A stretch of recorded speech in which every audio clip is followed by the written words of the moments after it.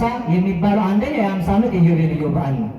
ሁለተኛ ዝንቱ ውእቱ በዓላቶቼ እነዚህ ናቸው ብሎ በኦሪት ዘሌዋውያን ምዕራፍ 23 ከቁጥር 1 ጀምሮ እንዳስቀመጠ በኦሪቱ እስራኤላውያን የሚያከብሯቸው 8 በዓላቶች ነበሯቸው። ስንት በዓላቶች?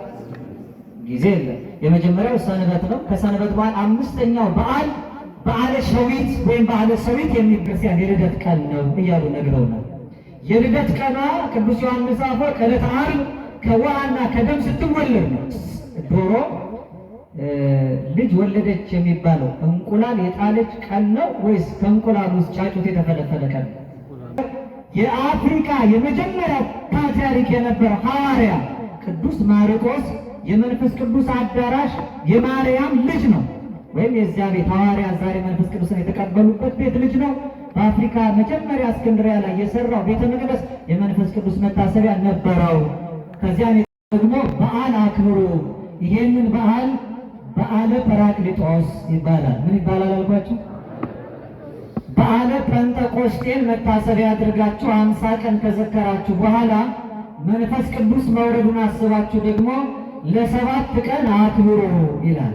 7ቱን ቀን ስታከብሩ ገቢረ በዓልሰ አኮ በመብል፣ በዓሉን የምታከብሩት ግን በመብላት በመጠጣት እንደሌላው በዓል አይሁን፣ በመጾም በመጸለይ የሥጋን ፈቃድ ለነፍስ ነፍስን ለፈጣሪ በማስገዛት ጸልዩ ጾሙበት ተብሎ በዓል ተሰርቷል።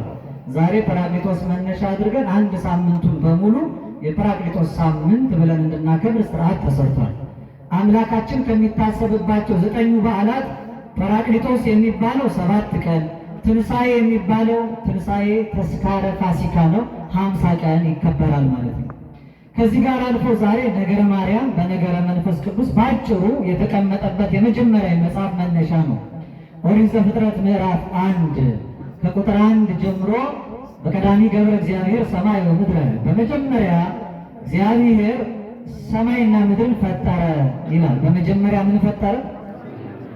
መጀመሪያ የተባለው ቀዳሚ ወደሃሪ ዛልው ከጥንት የምንለው ጥንት የሌለው ፊተኛውና ኋላኛው መጀመሪያውና መጨረሻው አልፋ አልፋ ኦሜጋ የሚባለው ፈጣሪ ዓለማት ደብረ ምሕረት ባሕረ ትዕግሥት እግዚእነ ኢየሱስ ክርስቶስ እግዚአብሔር በአንድ ልጁ በመጀመሪያ ሰማይና ምድርን ፈጥሯል ይላል። ከዚያ በኋላ ወምድር ሀለወት ራቃ፣ ምድርም ራቁቷን ነበረች፣ ወይ ታስተሪ ወይ ኮነት ድሉተ፣ ዝግጁ አልነበረችም፣ ምንም ደግሞ አልነበረባትም ይላል። ወጽልመትኒ መልዕልተ ቀላያት፣ ጨለማም በጥልቅ ውስጥ ነበረ። ወመንፈስ እግዚአብሔር እሰ መልዕልተ ማያት፣ የእግዚአብሔር መንፈስ በውሃ ላይ ነበረ ይላል። ሰማይና ምድር ተፈጥሮ በምድር ስላለው ነገር ሲናገር በዓለም ትምህርት እንኳን የሚገለጡ መነሻ የሆነ የዘፍጥረት መጽሐፍ ላይ ተቀምጧል። 3 ነገሮች ተቀምጠዋል። አንደኛ ምድር የሚባለው የብስ፣ ሁለተኛ ውሃ የሚባለውና በዚህ ላይ ያደረ መንፈስ የሚባለው። አንድ ሀገር በዓለማዊ ጂኦግራፊ ትምህርት ውስጥ ሀገር ነው የሚባለው 3ቱን ሲያሟላ ነው። ቴሪቶሪው የብስ ሲኖረው ማለት ነው። ሁለተኛ ውሃ፣ ሶስተኛ ደግሞ ኤርስፔስ ይባላል። እነዚህ የአንድ ሀገር ግዛቶች ናቸው። አንድ ሀገር ግዛቴ ነው የሚለው ውሃውን፣ መሬቱንና አየሩን ነው። ይህንን መነሻ የሚያደርገው አናቱ ያለው እዚህ ዘፍጥረት የመጽሐፍ መነሻ ውስጥ ነው። ውስተ ርእሰ መጽሐፍ ተጽፈ በእንቲአየ ክርስቶስ አምላካችን በሊቀ ነቢያት ታላቁ አባት ቅዱስ ዳዊት ላይ አድሮ ሲናገር በመጽሐፍ መጀመሪያ ርዕስ ላይ ስለ እኔ ነው የተጻፈው ይላል። በቀዳሚ የሚለው ቀዳሚ የሚባለው አልፋና ኦሜጋ ነኝ ብሎ ራሱን የገለጠው እሱ ነው። በዚህ በውሃ ላይ ሰፎ ነበር የተባለው የእግዚአብሔር መንፈስ እግዚአብሔር በቁስ ስላለው ሰማይና ምድር ሳይሆን ስለኛ ሕይወት የተነገረውን ፍቺ ብቻ ከኔ ጋር እናያለን። ምድር ውሃና መንፈስ ያደረበት የሚባለው ሰው የ3 ነገሮች ውጤት ነው። የምን አልኳችሁ? የስንት ነገሮች? የ3 ነገሮች። አንደኛው ስጋው ነው፣ ሁለተኛ ነፍሱ ነው፣ ሶስተኛው መንፈሱ ነው። ስጋው በየብስ ነፍሱ ደግሞ በውሃ እላው ላይ ያደረው መንፈስ የተባለው ሳይለወጥ ማለት ነው። እግዚአብሔር የሰራው አክብሮ ይህንን የሰው ልጅ ነው። በውሃ ላይ የእግዚአብሔር መንፈስ ነበረበት ይላል። በነፍሱ ላይ አድራ በጎ ነገር የምታሰረው የእግዚአብሔር መንፈስ ናት። ይሄ ነገረ መንፈስ ቅዱስ በመጀመሪያ በመጽሐፍ የተጠቀሰበት ነው። በእርግጥ ያለ ነገረ መንፈስ ቅዱስ የሚነገር መጽሐፍ የለም። መጽሐፍ ቅዱስ የተሰኘው ያናገረና ያጻፈው ቅዱስ መንፈስ ስለሆነ ነው። ሲጀምር መጽሐፍ ዘፍጥረት 1:2 ላይ ስለ መንፈስ ቅዱስ ተናግሮ ሲጨርስ በዮሐንስ ራእይ ምዕራፍ 22 ቁጥር 17 ላይ መንፈስ ቅዱስ ወመርኤቱ ወይም ወመራቱ መንፈስ ቅዱስና መንጋው ወይም ሙሽራይቱ ና ይበሉ የሚል ቃል ተጽፏል። ይሄ መጨረሻው የራእይ መጽሐፍ ማጠቃለያ ነው። መንፈስ ቅዱስ መነሻም መድረሻም ነው። በጣም ብዙዎቻችን ነገረ መንፈስ ቅዱስን ሳንረዳ ሳናውቅና ሳንገነዘብ እንኖራለን። በተለይ ሁሉ የሆነ የሃይማኖታችን መገለጫ ነው። በዚህ ውስጥ ነው ነገረ መንፈስ ቅዱስ አድሮበት የነበረው የሰው ልጅ ይህን የመንፈስ ቅዱስ ጸጋ ስጦታውን አጥቶ ከሰውነት ክብሩ ተለይቶ ከእንስሳት ተራ ተቆጥሮ በዘመነ ብሉይ እያየ ነው።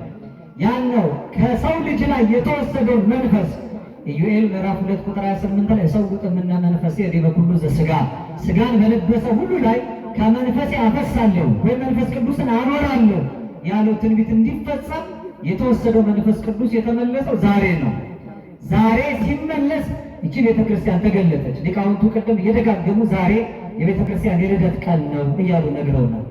የልደት ቀኗ ቅዱስ ዮሐንስ አፈወርቅ ዕለተ ዓርብ ከውሃና ከደም ስትወለድ ነው።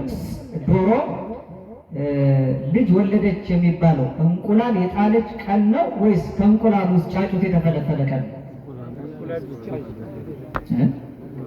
ወለደች የሚባለው ህይወት አስገኘች ወለደች የሚባለው እንቁላል አንፈርታይል ሊሆን ይችላል። እንቁላል ነው ሲፈለፈል።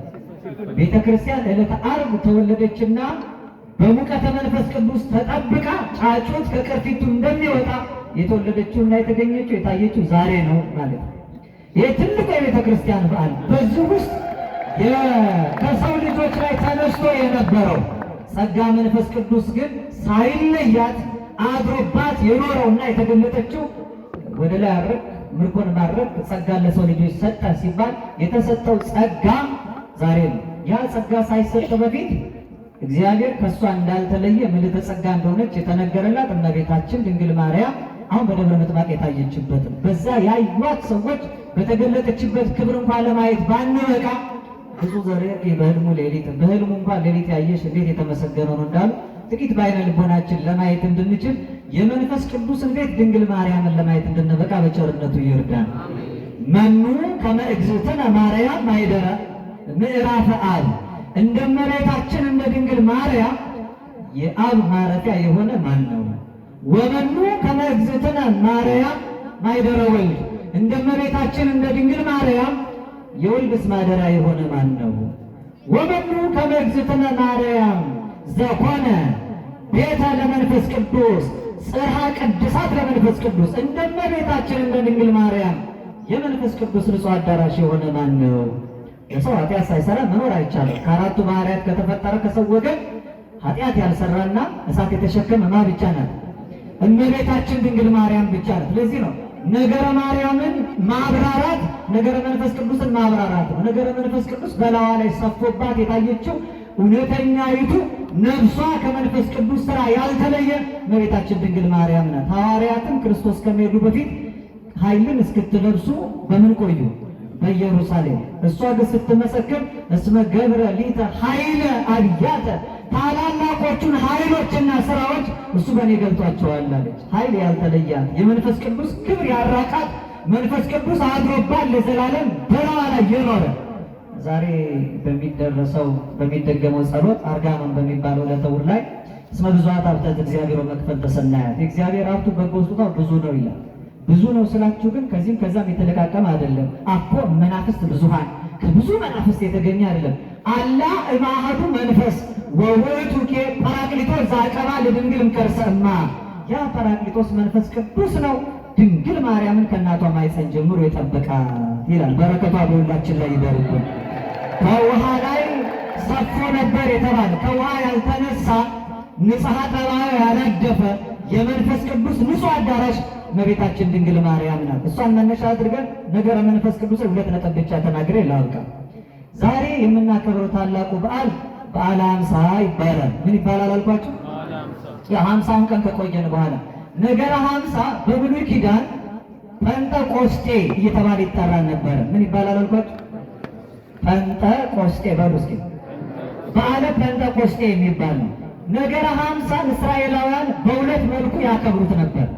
አንደኛው በኦሪት ዘሌዋውያን ምዕራፍ 25 ላይ ከቁጥር 10 ላይ የተነገረ ቃል አለ። ነፃነት ከወጣችሁበት አሁን ይሄ 50ኛው በዓል የኢዮቤልዩ በዓል ይባላል። ይኸውም የነፃነት በዓላችሁ ነውና ዓመቱን በሙሉ በዓል አድርጋችሁ አክብሩታል። የዓለሙም ዛሬ 50 ዓመት ሲሞላው ተቋምም ሳይቀር በዓለ ኢዮቤልዩ እያለ ያከብራል። ኢዮቤልዩ ማለት የነፃነት በዓል ማለት ነው። የምን በዓል? ምክንያቱም እግዚአብሔር ለፈርዖን ተገዝተው እያለን ለእኔም ተገዙልኝ አላላቸውም። አልቦ ገብር ዘይክል ለክልያ ጋይስ ተቀኑ። ለሁለት ጌታ መገዛት የሚቻለው ባሪያ ማንም ስለሌለ ከፈርዖን ባርነት ነፃ ካወጣቸው በኋላ እሱ ገዣቸው የሆነው ገዣቸው ሕዝቤን ብሎ የሚገዛለትን ሕዝብ ከፈርዖን ባርነት ነፃ አወጣው። ሲመራው እግዚአብሔር ሊመራው ሕዝቡን ያስወጣው ለ40 ቀን ነው።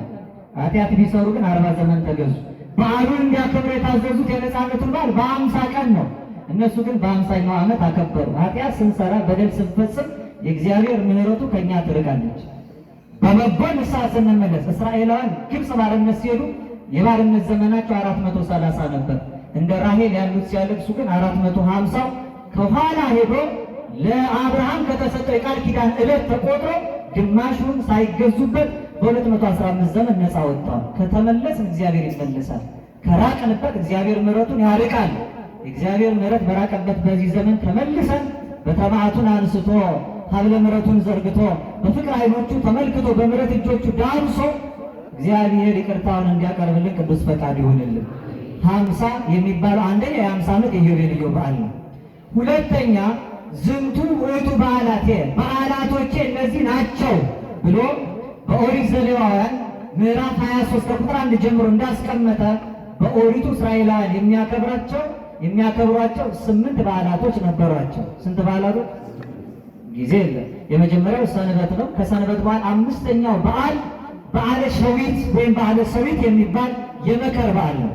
ይሄ በዓል የ50 ቀን በዓል ይባላል። የሚከበርባቸው 2 ምክንያቶች ነበሩት። አንደኛው እስራኤላውያን የኤርትራን ባህር ከፍሎ እግዚአብሔር አምላክ ፋሲካውን እራት በልተው በሜዳ እንዲያከብሩት አዟቸው ስለነበረ ያ በዓል ከበዓለ መጸለት ወይም የዳስ በዓል በሜዳ ከኖሩበት እንደ መታሰቢያ የሚከበር ሌላው በዓል ሆነ። ሁለተኛ እስራኤላውያን ከግብፅ ባርነት ከወጡ በኋላ በሲና ተራራ ላይ እግዚአብሔር አምላክ ለሙሴ ሕግን የሰጠው በ50ኛው ቀን ነው። በስንተኛው ቀን? 50 ቀን ነፃ ወጥተዋል። በፊት ፈርዖን ይገዛቸዋል። አሁን የሚገዙበትን ሕግ ጽላቱን እግዚአብሔር አምላክ ሰጣቸው። ከዚህ በኋላ ወልደ ዘበኩሬ የበኩር ልጆቼ ናችሁ ብዬ የኔ አገልጋዮች አድርጌያቸዋለሁ። ፈርዖን አጽንቶባቸው ከነበረው ቀንበር ላይ እግዚአብሔር ሌላ ሕግ አልሰጣቸው። 50ኛው ቀን ግን እስራኤላውያን ፍጹም ከፈርዖን ባርነት ነፃ እንደወጡ የእግዚአብሔር አገልጋዮች እንደሆኑ የተመሰከረበት ነው። ያ በዓል እስከ ክርስቶስ መምጣት ይታሰብ ነበረ። 50ው ቀን 7 ቀን ፍጹም ነው። 7ቱ በ7 ፍጹም አድርገው ይሄ ፍጹም የምንለው በምድር የተሰጠው ቀን ሲያልቅ የብሉይ ኪዳን መከራው ሲያበቃ የሚገለጥ አዲስ ሌላ ቀን አለ። 50ኛው ቀን የክብረ በዓል ምሳሌ ነው። የአዲስ ኪዳን ሰንበት ምሳሌ ናት። ዛሬ ሲሰበት ምስባኩ ላይ ከሰማችሁ ዛቲ ዕለት ይላል። ይቺ ዕለት እንተ ገብረ እግዚአብሔር የሰራት ታላቅ ዕለት ናት። ንትፈሳውን ታሰባቲ በእሷ ደስ ይበለን ፈጽሞ እንደሰትባት። እግዚአብሔር የሰራት ቀን ቀድሞ ከምትታወቀው 7ኛዋ ሰንበት ውጪ 7ቱ በ7 49 ቀን አልፎ 50ኛዋ ቀን ወበእሁድ ሰንበት ብለው ብፁዕ አባታችን ቅዳሴ ላይ እንዳነበቡ ወትሮ የሚታወቀው ቀዳሚት ሰንበት ነው። የመጀመሪያ እሑድ ሰንበት እዚያ ዮሐንስ 21 ላይ የተገለጠችው ነው። እሑድ የምትባለው ሰንበትነቷ ያልታወቀ የአዲስ ኪዳን ሰንበት ሆና የተገለጠች ነው። ያቺ በዓል ጥንቱን ጴንጠቆስጤ ነበር የምትባል። ምን አልኳቸው? ጽር ነው፣ የግሪክ ቋንቋ ነው። ፔንቴኮስቴ ይባላል። ፔንቴ ማለት 5 ነው። ኮስቴ ማለት 10 ነው። 10 በ5 ማለት ነው። 10 በ5 ስንት ነው? 50ኛ ማለት ነው። ቴትራፖንቴ ማለት 40ኛ፣ ሄፕታፖንቴ ማለት 70ኛ ማለት ይሆናል። ፔንቴኮስቴ የሚለው ቃል 50ኛ ቀን ቁጥር ብቻ ነው የሚገልጠው። 50ኛው ቀን ግን በአዲስ ኪዳን ስርዓት በዓለ መንፈስ ቅዱስ ወይም ጰራቅሊጦስ ተባለ። ምን ተባለ አልኳችሁ? በውሃ ላይ ሰፎ ነበር የተባለው የተገለጠው ከ3ቱ አካል አንዱ አካል። የሃይማኖት መገለጫችን እንዲህ ይላል፣ ወነአምን በመንፈስ ቅዱስ እግዚእ ማሕየዊ። ሕይወት ሰጪ በሆነው በመንፈስ ቅዱስ ነው የምናምነው። ሃይማኖታችን ይሄ ነው። ዘሰረጸ እምአብ ከአብ ብቻ ነው የሚወጣው። ከማን ብቻ ነው? ከዚህ በረት ውጭ ያሉ ከአብም ከወልድም ይወጣል። አንድ አይሆኑም ማለት ይላል። ከሁለት አካላት የሚገኝ አምላክ ካለማ ምንጩ ሁለት ከሆነ አምላክነቱ ከአንድ በላይ ሊሆን ነው። ወላዲው አስራጺው አብ አንድ ነው። ምስኪን ሎቱ ወንሰብ ምስለ አብ ወወልድ ከአብና ከወልድ ጋር አንድነት ነው የምንሰግድለት የምናመሰግነው። ዘነበረ በነቢያት በነቢያቱ ላይ አድሮ የተናገረው እሱ ነው። ምን ያህሎቻችን መንፈስ ቅዱስን እናውቃለን? መቼ እንደሚከበር መቼ እንደሚታሰብ ማጠቃለያ ነው። እስኪ እንድናውቀው የበለጠ እንድናከብር። ይሄ በእውነት ደብር በጣም ታሪካዊ ባለውለታም ደብር ነው። ፈጣሪያችን ሆኖ እግዚአብሔር አብ ብለን ወይም ባለ እግዚአብሔር ብለን በ13 እንደምንዘክር ወልድን ባለ ወልድ ኢየሱስ መድኃኔዓለም አማኑኤል ብለን ቃል ሰጥተን እንደምንዘክረው ብዙዎቻችን መንፈስ ቅዱስ መቼ እንደሚታሰብ አናውቅም። በዓመት ውስጥ የሚታሰብባቸው 3 ቀናት 4 ቀናት አሉ። እነዚህን 4 ቀናት ካወቃቸዋቸው ይሄ ቤተክርስቲያን የተገለጠችበት ቤተክርስቲያን ማለት የክርስቶስ አንዱ ሙሽራ ማለት ነው። እስኪ በሉ የክርስቶስ በሉ አንድ ሙሽራ። ዛሬ በሐዋርያት ላይ መንፈስ ቅዱስ ከወረደ በኋላ ምን ይላል መሰላችሁ? የሐዋርያት ሥራ ምዕራፍ 2 ቁጥር 41 ላይ እንዲህ ይላል፣ ወተወክፉ ቃሉን ተቀበሉ ተጠመቁም ይላል። ወተወሰኩ በይእቲ ዕለት መጠነ በዚያችም ዕለት ከሐዋርያት ማህበር የተጨመሩት አንድነት መጠነ 30 ምዕት ይላል። 3000 ነፍሳት ነበሩ ይላል። ስንት ሺህ ነፍሳት ነበሩ? በቀደመው በዓለ ጴንጠቆስጤ የተጨመሩት የተቀነሱ 3000 ነበሩ ይላል። ኦሪት ዘጸአት ምዕራፍ 32 ቁጥር 28 ላይ ሙሴ ጽላቱን ተቀብሎ በበዓለ ጴንጠቆስጤ ሲወድ ለጥጃው ምስል የሚሰግዱትን ብዙዎቹን አያቸው። ጥጃውን በጽላቱ ሰበረው፣ የሌዊ ልጆች አትማሯቸው ብሎ በዚያ ለጣዖት የሰገዱ ፍቅረ ጣዖት ያደረባቸውን ወርቅ አቅልጦ ያጠጣቸውን 3000 ነፍሳት ሞቱ ይላል። በዚያ ጴንጠቆስጤ 3000ዎች ተገድለዋል። በዚህኛው ጴንጠቆስጤ ግን 3000 ነፍሳት ድነዋል። ይሄንን ቅዱስ ጳውሎስ ምን አለ? ሁለተኛ ቆሮንቶስ ምዕራፍ 3 ቁጥር 6 ላይ መንፈስ የኃይሉ ወፊደል ይቀትል፣ ፊደል ይገድላል፣ መንፈስ ግን ያድናል። አንድም ትርጓሜ ያድናል፣ ንባብ ይገድላል ብሏል ሊቃውንት። ፊደል ይገድላል የተባለው ቀድሞ እንዲገዙበት የተሰጠው ሕግ ገድሏቸው ነበረ። ዛሬ ግን በልባቸው ጽላት የተጻፈው የመንፈስ ቅዱስ ስጦታ ግን አንድነት ወደ ማህበር ጨመራቸው ማለት ነው። ይሄንን መንፈስ ቅዱስን ሎቱ ስብሐት ፍጡር ብለው ዝቅ ያደረጉ እንደ መቅዶኒዎስ ያሉ ተነስተው ነበር። በ381 ዓመተ ምህረት ታላቁ ቴዎዶሲዎስ የተባለ የአኖሪዎስና የታላላቆቹ የቆስጠንጠንያ አርቃዲዎስ ንጉሥ አባት የነበረው በቆስጠንጠንያ ጉባኤ ሰርቶ በ150 ሊቃውንት መንፈስ ቅዱስን ሕጹጽ ያለ ወይም ፍጡር ነው እንደ ፍጡራን ያለው መቅዶኒዎስ የተወገዘበትን ቀን ቤተ ክርስቲያናችን የካቲት 1 ቀን ታከብረዋለች። መቼ አልኳችሁ?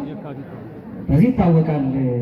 በረከቱን ያሳደርብን ነፍሱን ይማርልንና ክቡር መምህራችን ነፍስሔር ወልደ ሰማዕት ደጋግሞ ስለዚህ በዓል መታሰቢያ እንዳስተማረ ተስፋ ስለማደርግ ነው። የካቲት 1 ቀን የመንፈስ ቅዱስ አካላዊ አምላክነት የተሰበከበት ታላቅ ዕለት ነው።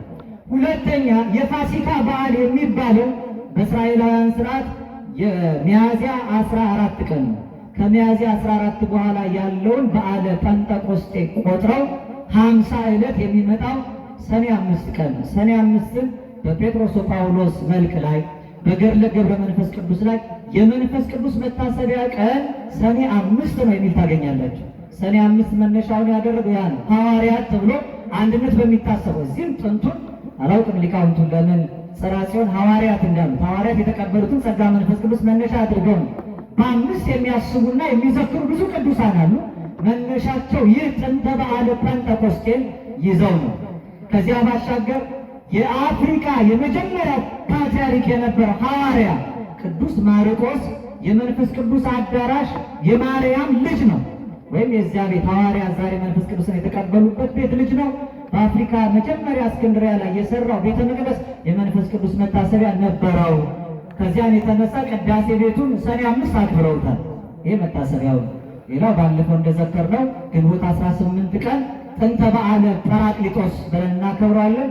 ዛሬ ደግሞ ተውላጡ ትንሣኤ ካለፈ በ50ኛው ቀን እንዘክረዋለን። መጨረሻ እስኪ ጰራቅሊጦስ በሉ። ጴንጠቆስጤን ነግሬያቸው ቅድም ወንድማችን ዘማሪ ብዙአየሁ ከመዘመሩ በፊት አንስቶ ስለ መንፈስ ቅዱስ ማንነት ነግሮ፣ መንፈስ ቅዱስ ማለት መንጽኢ ማለት ነው፣ የሚያጸና በሉ እስኪ ምን የሚል አልኳችሁ? መንፈስ ቅዱስ ማለት ናዛዚ ነው፣ የሚያረጋጋ በሉ እስኪ ምን የሚል አልኳችሁ? መንፈስ ቅዱስ ከሳቴ ምስጢር ነው፣ ምስጢር ገላጭ በሉ እስኪ። መንፈስ ቅዱስ መንጽሔ ነው፣ የሚያነጻ በሉ እስኪ። መንፈስ ቅዱስ መስተስሪ ነው፣ ኃጢአትን የሚደመስስ በሉ። መንፈስ ቅዱስ መስተፍስሒ ነው፣ የሚያስደስት ምን የሚል አልኳችሁ? የእግዚአብሔር መንፈስ ጸሎ የነበረው ውሆች ላይ ሳይሆን ውሃ ላይ ነው። ምን ላይ አልኳችሁ? ይገርማችኋል። ወተወሰቱ መጠነ 30 ምዕት ነፍስ ነው የሚለው 3000 ነፍስ ተጨመሩ። ስንት ሺህ ነፍስ? ሁለቱም ጋር የሚያያዝ ምስጢር ነው። አንደኛ የእግዚአብሔር መንፈስ በውሃዎች ላይ አላለም፣ በውሃ ላይ ሰፎ ነበር። ሁለተኛ የተጨመሩትን ደግሞ 3000 ነፍሳት አላለም፣ 3000 ነፍስ። አሁን ይሄ 3000 በቁጥር አብዝቶ ምን ይላሉ ሊቃውንቱ? አንድና ብዙ ነው ይላሉ አይደል? ልክ አይደለም ማለት ባገባ እንደዚህ ይሄ ካየ ምስጢሩ ግን ሌላ ነው። እግዚአብሔር አንድ ካልሆነ መንፈስ ቅዱስን በእኛ ላይ ያሳደረው። ምክንያቱም አንድ የሆኑት ላይ ያደረው መንፈስ ቅዱስ በአንድነታችን ለአንዱ ክርስቶስ ሙሽሮች ነን። እኛ ዛሬ በዘር ተከፋፍለናል። ይሄ ቋንቋ ሁሉ ዛሬ መብዛቱ ለሀብት ሆኖ በሐዋርያት የተገለጠበት ዕለት ነው። እነሱ ብዙ ቋንቋ አውቀው ሌሎችን ስበው አንድ እንዲያደርጉ ነበር የበዛውን የተገለጠላቸው። እኛ ግን ቋንቋ በመብዛቱ እርስ በርስ እንደ ሰብአ ባቢሎን ተከፋፍለን ያለ ነው። እያንዳንዳችን እርስ በርስ ተለያይተን ክርስቲያን ነን ካል አምላካችንን እንሰድበዋለን። ለምን መሰላችሁ? ክርስቶስ የአንድ ሙሽሪት ብቻ ባል ነው። የስንት ሙሽሪት አልኳችሁ? አቅሌስያ የምትባል የክርስቲያን ነፍስ ባል ብቻ ነው። ዘቦ መርዓት መርዓዊ ውእቱ፣ ሙሽራይቱ ያለችው እሱ ሙሽራ ነው። ቅዱስ ቀሌምንጦስ ቤተክርስቲያን ብሂል ነፍሰ ክርስቲያን ብሂል። ቤተክርስቲያን ማለት ማን መሰለች? የክርስቲያን ነፍስ እኮ ናት አለ። ነፍሳችን ከተለያየ ክርስቶስን አመንዝራ ልናደርገው ነው። ሁለቱ ስብዓት ያለችው አንድ ነፍስ ላለችው ሙሽራ ባል ነው እሱ። በቤተ ክርስቲያን ጥላ የተጠለል አንድ ልብ አንድ ሀሳብ ባለ አንድ ነፍስ ሆነን እንደ አንድ ውሃ የመንፈስ ቅዱስ ማደሪያ እንድንሆን በቸርነቱ ይርዳል። ሐዋርያትን ያጸናቸው በላያቸው ላይ ወርዶ ቤተ ክርስቲያንን የገለጣት ያ አምላካችን ማየዊ ወሰጪ መንፈስ ቅዱስ የሞትን የተለያየ ሁላችንን አድሮብን ሕያዋን ያድርገን። ለአባቶቻችን ያለን ክብር፣ ለኦርቶዶክሳዊቷ ተዋሕዶ ሃይማኖታችን ያለን ፍቅር፣ በእምነት ያለን ጽናት፣ በተጋድሎም ያለን ትጋት ሳይቀንስ ሰማያዊ ኃይሉን በታቦት በመስቀሉ መንፈሳዊ በረከት በእምነት በጠበሉ ተቀብለን ክብሩን እንድንወርስ የሁላችንን ፍጻሜ ያሳምርልን። ወእመሂ ስሕትኩ አንትሙ በመንፈስ አርቱኒ ያላገባብ የጨመርኩትንና ስቻ ያጎደልኩትን ብፁዕ አባታችን ክቡራን አባቶች መምህራን መንፈሳውያን የእግዚአብሔር ቤተሰቦች አርሙኝ። እግዚአብሔር በቸርነቱ የሁላችንን ፍጻሜ ያማረ ጸሎታችንንም የሰመረ ያድርግልን። ወመንፈስ እግዚአብሔር ይጼልል ላዕለ ማይ እግዚአብሔርን መንፈስ በውሃ ላይ ሰፎ ነበር። ወስብሐት ለእግዚአብሔር።